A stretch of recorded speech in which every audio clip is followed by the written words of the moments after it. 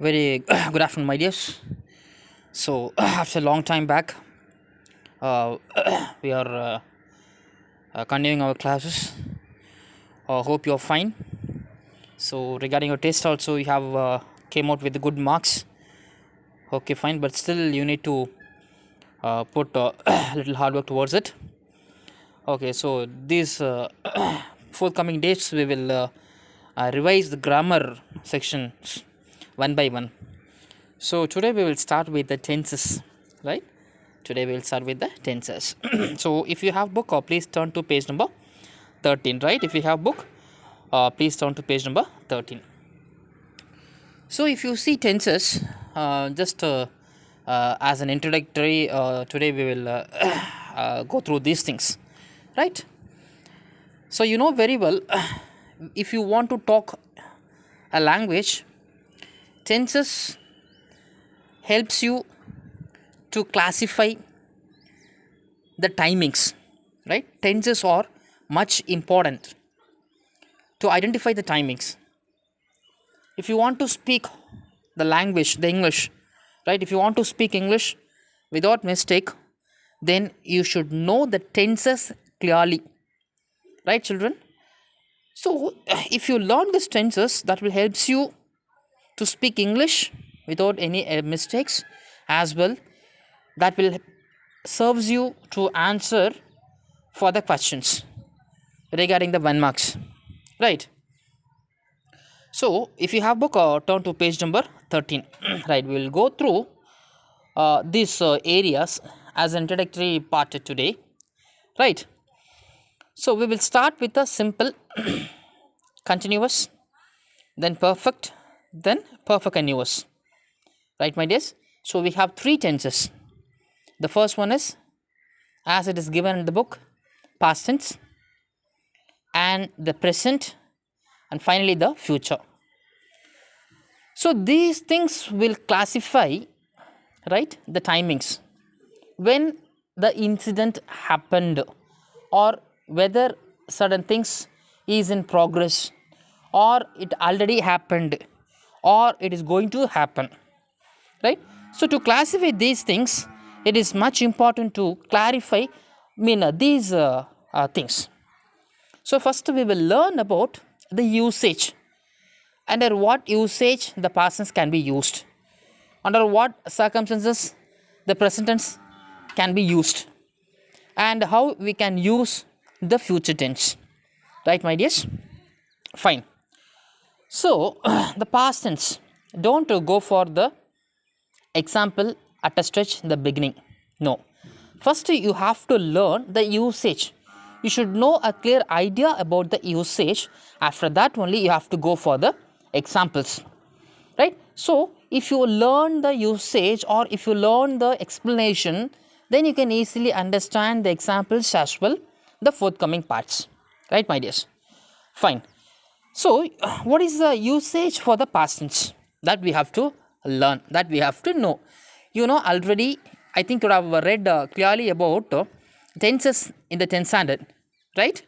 So this is you know very well, but still it's like a a surface level of explanation. You know the depth level, still the forthcoming classes we will go to the depth level, but this is a surface level of reading, or learning the tenses, right? Then we will go step by step. At a step, if I go to the depth level, definitely it will be a little confusing like anything. So regarding tenses, you have to go step by step. Then only you can easily classify these parts, right? Progressive or perfect continuous, right? You will know clear idea. You will already have a clear idea about the past tense, present tense, and future tense. But still, a lot of people, they have a problem over here. How to use simple present tense? How to use past continuous? Where we have to use perfect tense? And under what circumstances we have to use the perfect continuous tense? You have a lot of people have confusions over these parts. You know very well about these 3 things, but still confusions may occur in these parts. So that's why step by step we will go, right, my dear? So we will go through the first usage, and then we will go one by one, right? So past tense usage. See, it is clearly, it has given to indicate a past habit or an action already completed. So where you have to use the simple past, where you have to use the simple past. the simple past tense can be used to indicate a past habit. See, not past action, but a past habit. So, two things, past habit as well an action, which has been already completed. Right? That is not going to happen future, or it is not happening at present. Moreover, it already completed. So, what is the usage of this simple past tense? It is to indicate a past habit or an action which has been already completed. Right, my dears? Right. So, second one, simple present. Now, what circumstances you have to use the simple present tense? What is the simple present tense? That you have to know clearly. Right. So, you should have a clear idea about the usage of the simple present tense. Right. Usage. To express the habits or general truth. To express the habit or general truth. See, in the past, simple past tense, past habit, otherwise action. But in the future, simple present tense, little more importance should be given. See, expresses the habits or general truth to indicate a future event, underline, to indicate a future event. So, you may think that the future event means definitely that should be a future tenses. No, it is not in such a way. To indicate a future event that is not at all can be cancelled. That will, surely it will happen. So, under that circumstances, you have to use the simple present tense. The Prime Minister visits India. That means what? The US President visits India. That means he is going to visit, but you should not write in the future tense. Moreover, it is already pre-planned. So, under those things, you have to use the simple present tense. There is no change at all in his thing. Right. So, what are the usages? To express habits or general truth, to indicate a future event, that's what I told you, to indicate a future event on a designated a date as part of a plan or arrangement. So, those important arrangements or plans will never get changed. Right. So, if a plan never get changed, or if there is no change in an arrangement or a plan or designated one, it cannot be changed. So, under that circumstances, you have to use simple present tense rather the future tense. Right, my dear? Okay. So, to express general truth or habits. See, habits, general truth, otherwise future planned, future pre-planned or arrangement. Under these things, you have to use the simple present tense. Right. And the next one we have, it is simple future. In what circumstances you have to use simple future? It is, you have to know the ideas about it. See, to indicate an action, condition or circumstance that hasn't take place yet. It has been clearly given that action hasn't take place yet.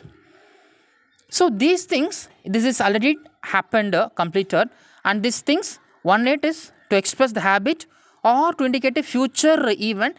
It is already planned, but here it is not what taken place. Otherwise, what it can be cancelled or it may be, right, to indicate something which is going to happen in the future. So, to represent that one, we have to use the simple future. Right, my dear? So, now we will move on to the what? The examples. See, Saran wrote a poem yesterday. This is the keyword. Yesterday means what? It is already over. Yesterday means it is already over. So, to represent, right, in what way we can use the past tense? How you can identify the given sentence is past tense? Because by identifying the certain clue words, that is yesterday. So, yesterday means what? It is the action has been already completed. To represent that one, we have used here. What is the present tense for a write? Roman past tense for the word write, it is wrote. That's why I have written here, Saran wrote a poem yesterday. Right? The action has been completed long back. Right, next one. Saran writes a poem every day. That means what? I told you, no, expresses the habits. It is his habit, right?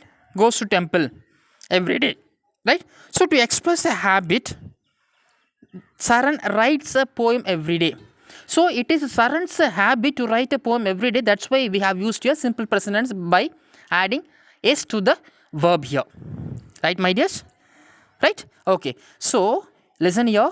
To express the habits, what is Saran's habits every day? So, Saran's habit every day is to write a poem. That's why it is given, express the habit. right? So that's why we have used here present tense writes. Okay, Saran will write a poem tomorrow.